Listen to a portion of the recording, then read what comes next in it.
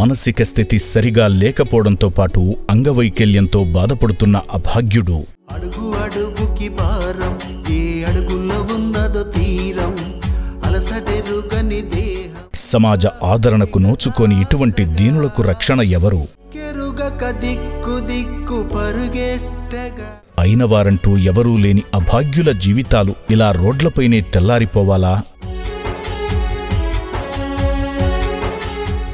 నా అంటూ ఎవరూ లేక అయోమయ స్థితిలో తిరుగుతున్న ఈ అభాగ్యుడిని గుర్తించిన షేక్ ఉద్దండ్ సాహెబ్ అనే పుణ్యాత్ముడు అతని దీనస్థితిని చూసి నార్కట్పల్లి పోలీసుల ద్వారా అమ్మానాన్న అనాథ ఆశ్రమానికి చేర్చారు.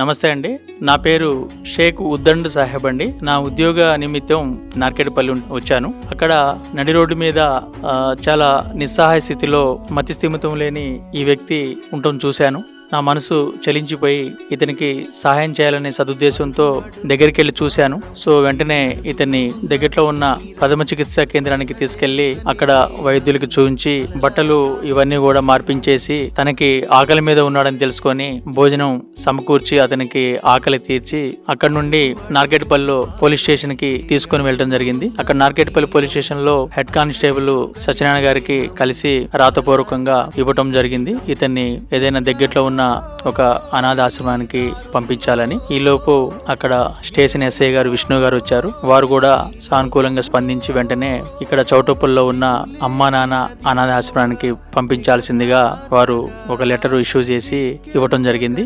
వారి యొక్క సజెషన్ మేర పోలీస్ డిపార్ట్మెంట్ వారి సహాయంతో ఈ బాబుని చౌటుప్పల్లో ఉన్న అమ్మా నాన్న అనాథ ఆశ్రమానికి తీసుకురావడం జరిగింది. ఇంత వేగంగా ఒక సాటి మనిషిని ఆదుకోవటంలో స్పందించిన నార్కెట్పల్లి పోలీసు వారికి, అమ్మా నాన్న అనాథాశ్రమం యాజమాన్యానికి నా హృదయపూర్వక కృతజ్ఞతలు తెలుపుకుంటున్నాను. అలాగే సమాజంలో ప్రతి ఒక్కరూ కూడా వారి వంతు బాధ్యతగా ఇటువంటి మతి స్థిమితం లేని వ్యక్తులు గాని, అనాథ పిల్లల విషయంలో గాని, ఆపదలో ఉన్న వారి విషయంలో గాని ప్రతి ఒక్కరు స్పందిస్తూ మీకు తగిన సహాయ సౌకర్యాలు అందించాలని కోరుకుంటున్నాను.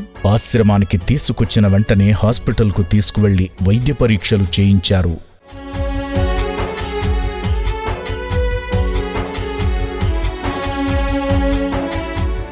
ఆకలి కడుపుతో ఉన్నాడో ఏమో, అన్నం పెట్టగానే ఏ చేత్తో తినాలో కూడా తెలియక ఎడమ చేతితోనే గబగబా 4 ముద్దలు తినేశాడు.